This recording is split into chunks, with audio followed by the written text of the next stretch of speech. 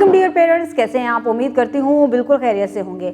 आज आपके बच्चे ने स्कूल में मेरा तारुफ करवाना सीखा है। जी, उसने सीखा कि मैंने अपने बारे में लोगों को क्या अपना तारुफ देना है। उसने पहले खुद से बोल के सीखा, फिर लिखकर और फिर पढ़कर और उसके बाद लिखना भी सीखा है। क्लास में बहुत सारी एक्टिविटीज़ करवाई गई हैं। आपके बच्चे ने क्लास वर्क बहुत अच्छे तरीके से मुकम्मल किया है। अब उसको होमवर्क दिया गया है। आप उसकी डायरी चेक करें और उस डायरी में देखें कि बच्चे को क्या होमवर्क दिया गया है, उसके मुताबिक उसका होमवर्क मुकम्मल करवाएं।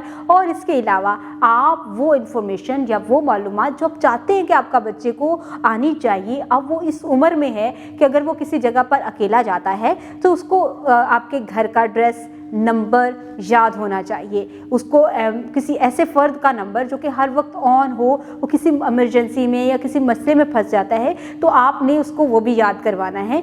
और अपने तारुफ में आपने बच्चों को अच्छे अल्फाज का इस्तेमाल करना भी सिखाना है। बच्चे ने बसरी अल्फाज का इस्तेमाल तो सीखा हुआ है जिसको वो रोज़मर्रा अपनी गुफ्तगू में शामिल कर रहा है। इसके साथ बच्चे ने उसको पढ़ना भी सीखा है और लिखना भी सीखा है। आप बच्चों की जुमला साजी में उसकी मदद करें और पहले उसको 3 अल्फाज पर मुश्तमिल जुमला सिखाएं, फिर 4 अल्फाज पर मुश्तमिल जुमला सिखाएं, 5 अल्फाज पर मुश्तमिल जुमला बताएं, ताकि वो अपने तारुफ को बेहतर तरीके से बयान कर सके।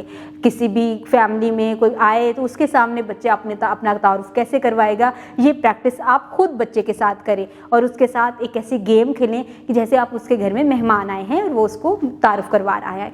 तो ऐसी बहुत सी एक्टिविटीज़ के ज़रिए आप बच्चों में कॉन्फिडेंस डेवलप कर सकती हैं और बच्चों की बोलचाल को भी बेहतर कर सकते हैं। उम्मीद करती हूँ आपने आज की इस वीडियो से बहुत कुछ सीखा होगा।